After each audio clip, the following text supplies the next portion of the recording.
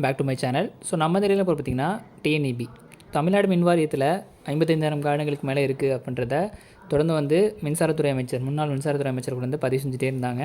So இப்போ வந்து பார்த்திங்கன்னா மறுபடியும் அந்த கார்டன்களை எப்போ நிரப்ப போகிறாங்க அப்படின்ற ஒரு கோரிக்கையை வந்து தொழிற்சங்கங்கள் சார்பாக வந்து கேட்டிருக்காங்க.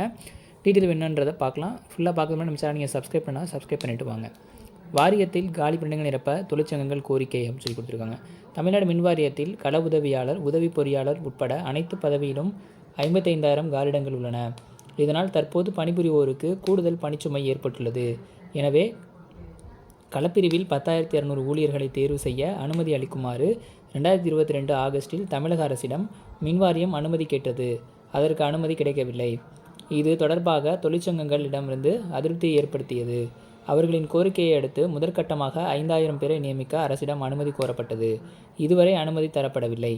இம்மாத துவக்கத்தில் வெள்ள பாதிப்பால் சென்னை உட்பட பல மாவட்டங்கள் மின்சாதனங்கள் சேதமடைந்தன. அவற்றை சரி செய்யும் பணியில் 24 மணி நேரமும் மின்சார வாரிய ஊழியர்கள் ஈடுபட்டனர். இது குறித்து மின்வாரிய தொழிலாளர் பொறியாளர் ஐக்கிய பொதுச் செயலாளர் சுப்பிரமணியன் கூறியதாவது: 2 ஆண்டுகளாக ஆட்கள் தேர்வு செய்யப்படவில்லை.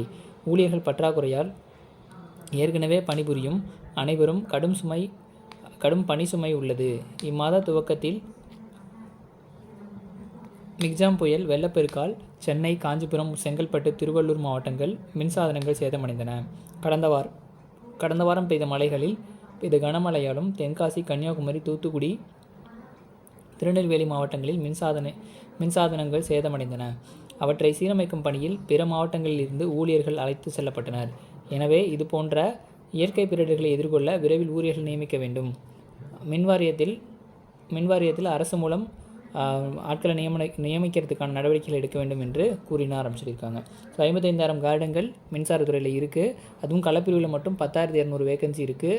மற்ற போஸ்டிங்ஸ் ஏஇ, அப்புறம் வந்து பார்த்திங்கன்னா ஜூனியர் அசிஸ்டன்ட், அக்கௌண்ட்ஸு, அசஸர் போன்ற பல்வேறு பணியிடங்களும் மின்வாரியத்தில் இருக்குது. ஸோ 2020ஆம் ஆண்டு வந்த நோட்டிஃபிகேஷனுக்கு மின்வாரியத்திலேருந்து எந்த ஒரு அப்டேட்டுமே இது வரைக்கும் வந்து கிடைக்கப்பெறல.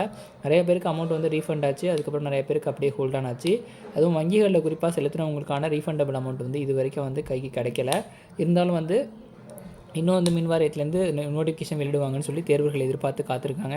அதேமாதிரி கேங்மேன், ஸோ விடுபட்ட கேங்மேனுக்கான பணி நியமன ஆணையம் இது வரைக்கும் வந்து அரசு சார்பில் வந்து வழங்கலைன்றது இது வரைக்கும் வந்து பெரிய ஒரு குற்றச்சாட்டாக இருக்குது. இந்த மின்வாரியத்தில் பொறுத்தளவுக்கு வந்து பார்த்திங்கன்னா நிறைய பேர் ஆல்ரெடி வந்து பணிச்சுமையிலேயே இருக்காங்கன்ற இன்ஃபர்மேஷன் ஒரு 2-3 இயர்ஸ்க்கு முன்னாடிலேருந்தே இப்போ வரைக்கும் வந்து வந்துக்கிட்டே இருக்க ஒரு விஷயம்தான். இதெல்லாம் வந்து அரசு பொருட்கொண்டு கூடிய விரைவிலே மற்ற காரிடங்களும் வந்து விரைவில் நிரப்பணும் அப்படின்றது நம்ம சேனல் சார்பாக நம்ம வந்து கேட்கலாம். தொடர்ந்து வந்து மின்வாரியத்துக்கான அந்த சிஎம் செல்லுக்கும் வந்து கார்டன்கள் நிரப்புறதுக்கான அனௌன்ஸ்மெண்ட்டுக்கான பெட்டிஷனும் வந்து தொடர்ந்து வந்து பதிவு செய்யலாம். தொடர்ந்து உங்களுடைய ஆதரவு நம்ம சேனலுக்கு கொடுங்க, சப்போர்ட் பண்ணுங்கள், சப்ஸ்கிரைப் பண்ணுங்கள். நன்றி, வணக்கம்.